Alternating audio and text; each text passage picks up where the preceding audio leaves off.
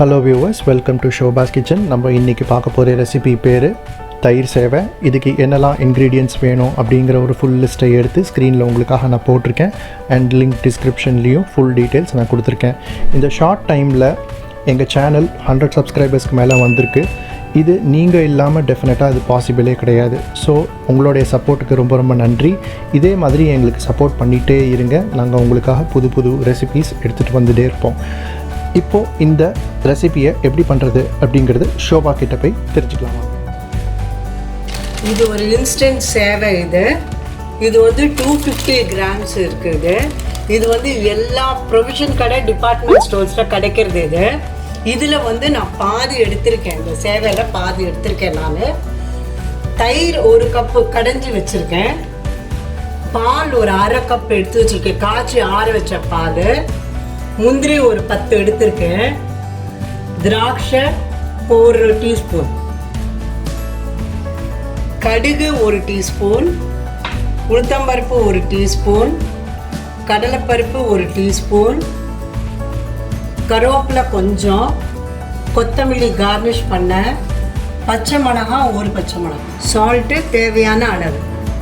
இதில் கொதிக்க வச்ச தண்ணியை கொஞ்சம் முங்குற அளவுக்கு ஊற்றி ஒரு 5 நிமிஷம் மூடி வைக்கணும். இதை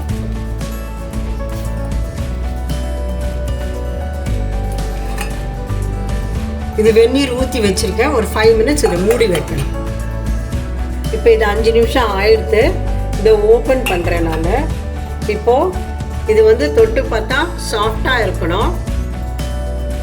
இருக்குது, தண்ணி இருக்கா பார்க்குறேன். கொஞ்சம் தண்ணி இருக்குது. இதை வந்து வடிகட்டிக்கலாம். இந்த எக்ஸஸ் வாட்டரை கொஞ்சம் நம்ம ஃபில்டர் பண்ணிக்கலாம்.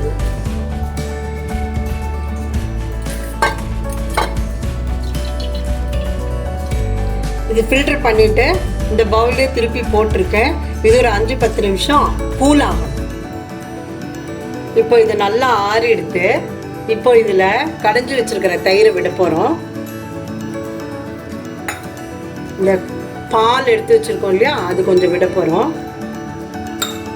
கொஞ்சோண்டு சால்ட்டு. இதை கலந்து வைக்கணும். இப்போ அடுப்பில் பாண்டி வச்சுருக்கேன்.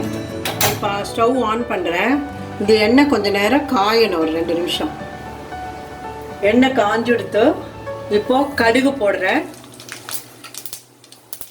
கொஞ்சம் கடலைப்பருப்பு, உளுத்தம்பருப்பு,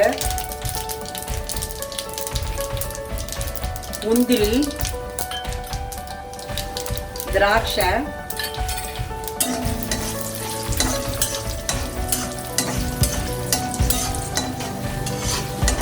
இது கொஞ்சம் செவக்கணும். இது செவந்துடுத்து. இப்போ கொஞ்சம் பச்சை மிளகாய் போட்டு கருவேப்பிலை போட்டு அடுப்பை ஆஃப் பண்ண போகிறேன். இப்போது இதெல்லாம் தாளிச்சதெல்லாம் இதில் போட்டு மிக்ஸ் பண்ணணும் எல்லாத்தையும். இது நல்லா மிக்ஸ் பண்ணியாச்சு. இப்போ அது சர்விங் பவுலுக்கு ட்ரான்ஸ்ஃபர் பண்ண போகிறேன். இப்போ இந்த சர்விங் பவுலில் ட்ரான்ஸ்ஃபர் பண்ணியாச்சு. இப்போ கொஞ்சோண்டு முந்திரியும் கொத்தமல்லியும் வச்சு கார்னிஷ் பண்ண போகிறேன்.